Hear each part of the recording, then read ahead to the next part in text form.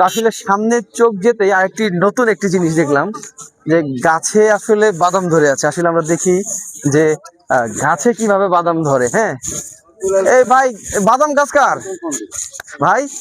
বাদাম গাছ কার? বাদাম গাছ বাদাম কেমনে গাছে ধরে কেন?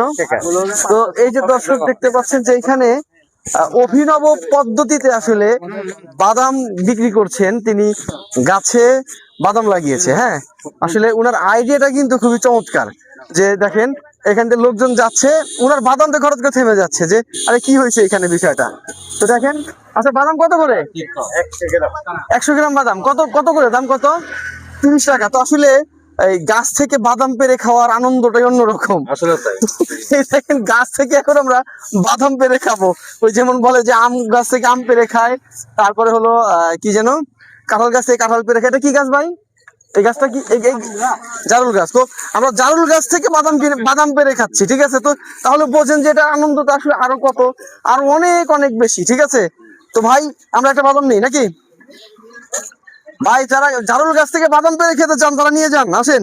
Thank you. হ্যাঁ, দক্ষতা। তো যাই হোক, আমরা দেখি সাব্বির বাদাম খেয়ে দেখি আমরা নাকি।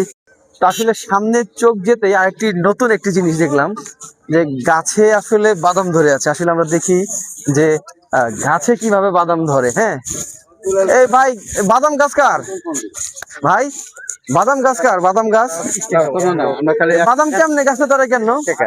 তো এই যে দর্শক দেখতে পাচ্ছেন যে এখানে অভিনব পদ্ধতিতে আসলে বাদাম বিক্রি করছেন তিনি। গাছে বাদাম লাগিয়েছে। হ্যাঁ, আসলে উনার আইডিয়াটা কিন্তু খুবই চমৎকার। যে দেখেন, এখান থেকে লোকজন যাচ্ছে, উনার বাদাম দেখে হঠাৎ করে থেমে যাচ্ছে যে আরে কি হয়েছে এখানে বিষয়টা। তো দেখেন, আচ্ছা বাদাম কত করে? 100 গ্রাম বাদাম কত কত করে দাম? কত? 30 টাকা। তো আসলে এই গাছ থেকে বাদাম পেড়ে খাওয়ার আনন্দটাই অন্যরকম। আসলে তাই। এই দেখেন, গাছ থেকে এখন আমরা বাদাম পেড়ে খাবো। ওই যেমন বলে যে আম গাছ থেকে আম পেড়ে খায়, তারপরে হলো কি যেন কাঁঠাল গাছ থেকে কাঁঠাল পেড়ে খায়। এটা কি গাছ ভাই? এই গাছটা কি? জারুল গাছ। তো আমরা জারুল গাছ থেকে বাদাম পেড়ে খাচ্ছি। ঠিক আছে, তো তাহলে বোঝেন যে এটা আনন্দটা আসলে আরো কত, আর অনেক অনেক বেশি। ঠিক আছে, তো ভাই আমরা একটা বাদাম নিই নাকি ভাই? যারা জারুল গাছ থেকে বাদাম পেড়ে খেতে চান তারা নিয়ে যান, আসেন। Thank you. হ্যাঁ, দক্ষতা। তো যাই হোক, আমরা দেখি সাব্বির বাদাম খেয়ে দেখি আমরা নাকি।